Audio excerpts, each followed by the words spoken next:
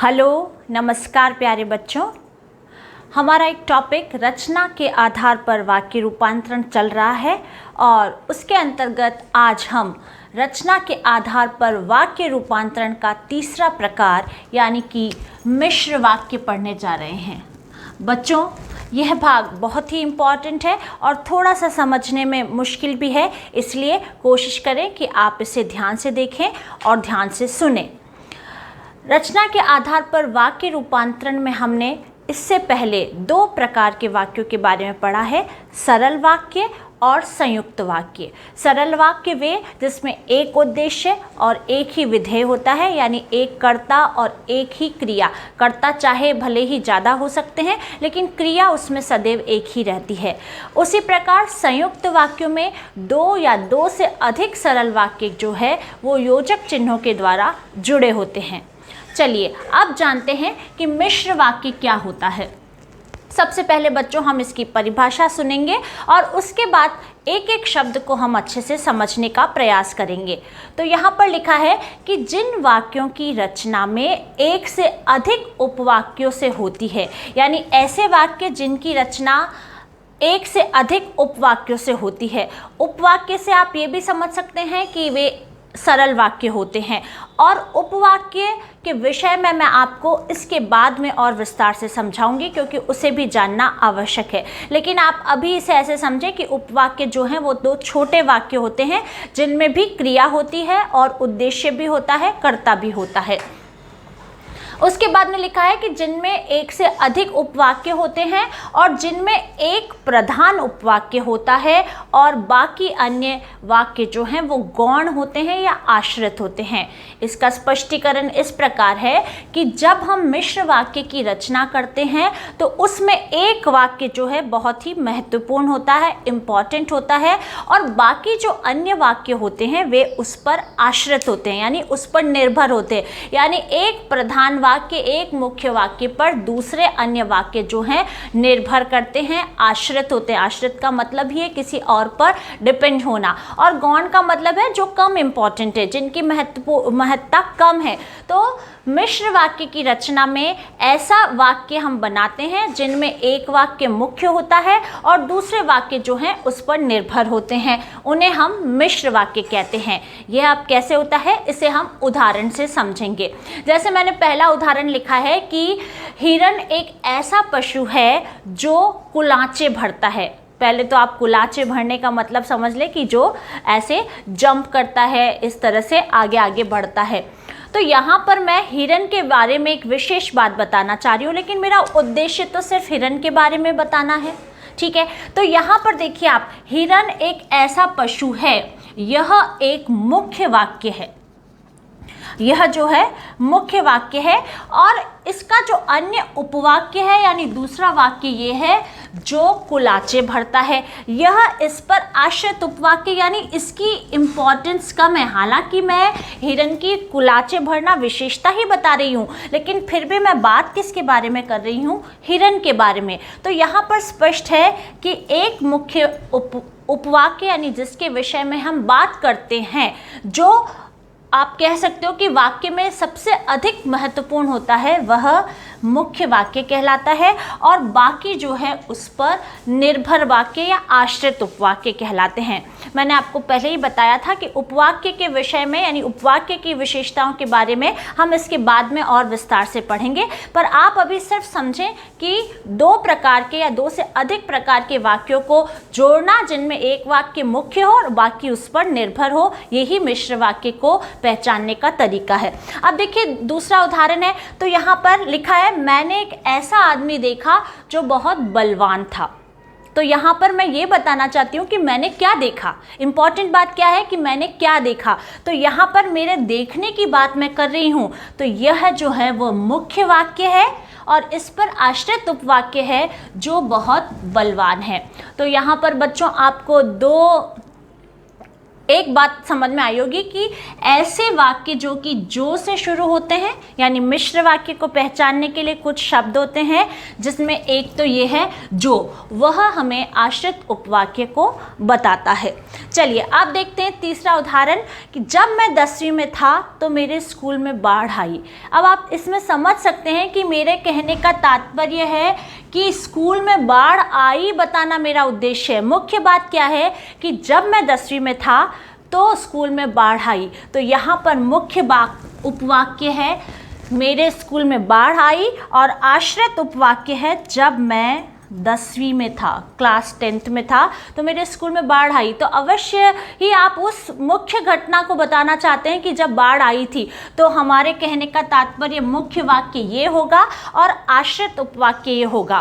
तो इस प्रकार तीसरी उदाहरण से आपको समझ में यह आया होगा कि यह आवश्यक नहीं है कि मुख्य वाक्य हमेशा आगे की तरफ हो, वह आगे या पीछे कहीं पर भी हो सकता है। अगर एक से अधिक उपवाक्य हैं तो हो सकता है कि वो बीच में भी हो, तो ऐसा संभव है। अब देखिए, जो तुम लाए थे वे फल कहाँ हैं?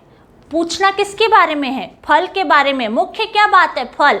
तो यहाँ पर हम देखेंगे वे फल कहाँ हैं, यह मुख्य वाक्य है, और जो ये तुम लाए थे यह आश्रित उपवाक्य है। यानी मेरा उद्देश्य उन फलों के बारे में जानना है जो तुम लाए थे। तो यहाँ पर आपको स्पष्ट हुआ होगा कि अनिवार्य नहीं है कि आश्रित उपवाक्य या मुख्य वाक्य एक ही स्थान पर आए, वे आगे या पीछे कहीं पर भी आ सकते हैं। तो बच्चों, परिभाषा का स्पष्टीकरण किया गया है और आपको समझ में आ गया है। तो अब हम देखते हैं कि मिश्र वाक्य के लिए क्या 4 बातें जरूरी है। पहला, एक मुख्य वाक्य होना चाहिए जिसके बारे में हम बात कर रहे हैं। दूसरी बात है, एक या एक से अधिक आश्रित उपवाक्य होना चाहिए। लेकिन बच्चों ध्यान रखें, मुख्य वाक्य सिर्फ एक होना चाहिए, और आश्रित उपवाक्य वह होना चाहिए जो वाक्य की समाप्ति करता हो, वाक्य का कंक्लूजन देता हो, हमें निष्कर्ष बताता हो, वह आश्रित उपवाक्य होगा। पहली विशेषता, मुख्य वाक्य होना चाहिए, आश्रित उपवाक्य होना चाहिए, दूसरी विशेषता।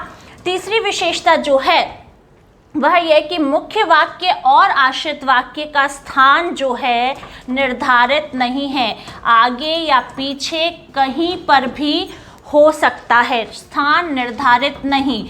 और चौथी विशेषता जो बच्चों वो है कि हमें आश्रित उपवाक्यों को जानने के लिए कुछ ऐसे शब्द जैसे जो, जिसे, वे, जिनसे, इस प्रकार के शब्द हो सकते हैं। इसके अलावा भी बहुत सारे शब्द होंगे, जो, इस प्रकार। तो बहुत सारे ऐसे शब्द होंगे, वो जब आप अभ्यास करेंगे तो आपको समझ में आ जाएगा। तो मुझे लगता है कि यहाँ तक आपको जो है मिश्र वाक्य के परिभाषा अच्छी तरह से समझ में तो बच्चों हमने जाना कि मिश्र वाक्य क्या है।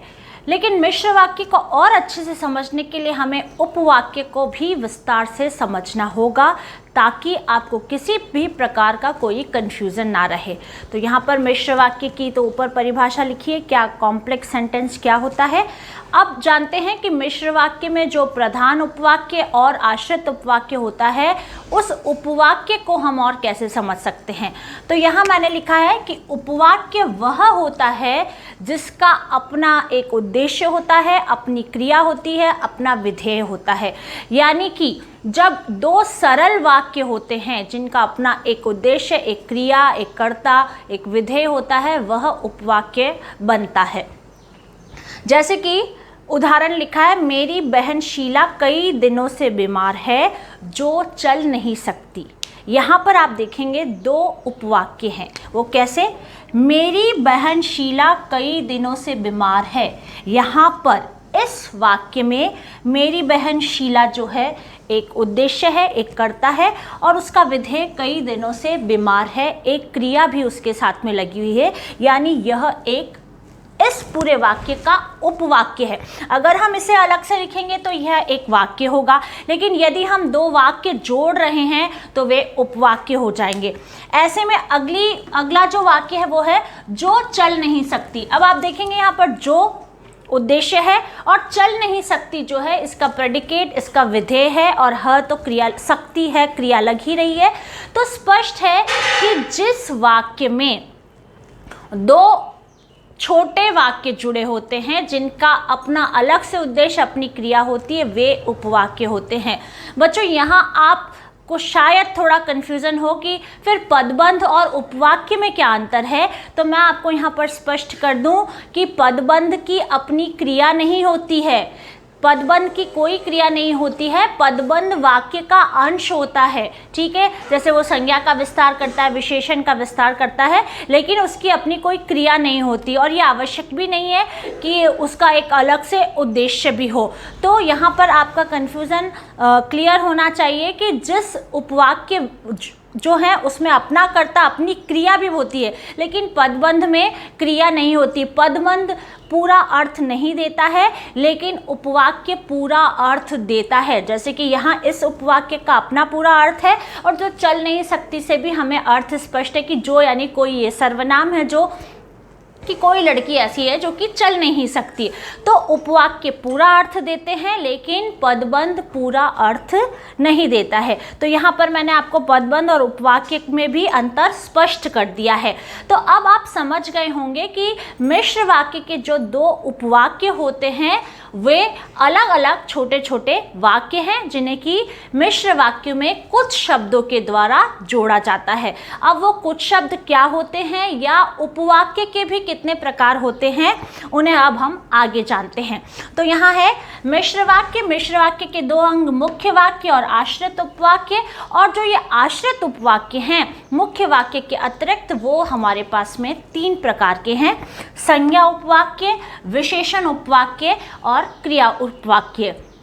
और चलिए अब हम आगे समझेंगे इस प्रत्येक को और अधिक विस्तार से। अब जानते हैं कि उपवाक्य के कौन कौन से भेद हैं। तो सबसे पहले हमारे पास है संज्ञा उपवाक्य। तो पहले हम इसे समझते हैं। ये वे उपवाक्य होते हैं जिनमें कि प्रधान वाक्य जो है वह भी होता है, और आश्रित उपवाक्य जो होता है वो संज्ञा या संज्ञा पदबंध के रूप में कार्य करता है। इसे और स्पष्ट समझते हैं कि जो उपवाक्य प्रधान वाक्य की किसी संज्ञा या संज्ञा पदबंध की जो क्रिया है उसका कर्ता, उसका कर्म हो, का कार्य करता हो, तो वह संज्ञा पदबंध कहलाता है। और इसकी पहचान क्या होती है कि इसे की के द्वारा जोड़ा जाता है। इसे आप परिभाषा से इतना समझेंगे नहीं जितना कि उदाहरण से समझेंगे। जैसे मैंने लिखा है कि मैं जानता हूँ कि वह ईमानदार है, तो इसमें जो प्रधान उपवाक्य है वह तो यह है कि मैं जानता हूँ। मैं क्या जानता हूँ? कि वह ईमानदार है, तो इसे की से जोड़ा गया है, ठीक है। यहाँ पर लिखा है कि इन जो संज्ञा उपवाक्य होते हैं या जो संज्ञा आश्रित उपवाक्य होते हैं उनकी पहचान क्या है कि उन्हें की से जोड़ा जाता है प्रधान वाक्य के साथ में। तो प्रधान वाक्य क्या है कि मेरा जानना, मेरी जानकारी क्या है कि वह जो है ईमानदार है। तो इस जानने का जो कर्म है, मैं जानता हूँ कि, क्या जानता हूँ कि वह ईमानदार है, इसीलिए हम कह रहे हैं कि वह उपवाक्य जो कि प्रधान उपवाक्य की संज्ञा या संज्ञा पदबंध की क्रिया का जो क्रिया है, जानने की जो क्रिया है, उसके कर्ता के रूप में या फिर उसके कर्म के रूप में कार्य करे, वह आश्रित उपवाक्य का संज्ञा उपवाक्य प्रकार होता है। इसे आप अगले उदाहरण में भी देखिए कि सोहन ने मोहन से कहा कि रोहन बीमार है। अब देखिए सोहन ने मोहन को क्या इन्फॉर्मेशन दी, यह बताया कि रोहन बहुत बीमार है। तो सोहन ने मोहन को क्या बताया कि रोहन बहुत बीमार है। क्या कहा, क्या बताया, ये सब कर्म स्पष्ट है कि वह उपवाक्य जो कि किसी भी प्रधान उपवाक्य की संज्ञा या संज्ञा पदबंध के क्रिया के कर्ता के रूप में या कर्म के रूप में कार्य करे, वह संज्ञा पदबंध उपवाक्य कहलाएगा। अब जानते हैं विशेषण उपवाक्य क्या है। विशेषण का अर्थ आप सब जानते हैं। तो स्पष्ट है कि वह आश्रित उपवाक्य जो कि विशेषण का कार्य करेगा, किसके? प्रधान उपवाक्य के विशेषण का कार्य करेगा, उसकी विशेषता बताएगा, वह विशेषण उपवाक्य कहलाएगा। और इसकी पहचान क्या होगी? जो या जो शब्द है उसके जितने भी रूप, जिन्हें, जिनको, जिनसे, ये सब शब्दों के द्वारा जो है उस विशेषण उपवाक्य को जोड़ा जाएगा। जैसे उदाहरण में हम समझते हैं कि यह वही आदमी है जिसने चोरी की थी। तो मैं क्या बताना चाह रही हूँ, मैं उसी आदमी की ओर इंडिकेट कर रही हूँ, उसी को बता रही हूँ। यह वही आदमी है, यह मेरा मुख्य वाक्य है। और जिसने चोरी की थी, ये चोर जो है, चोरी करना इसकी विशेषता बताई गई है और जिसने के द्वारा इसे जोड़ा गया है, इसीलिए यह विशेषण उपवाक्य होगा।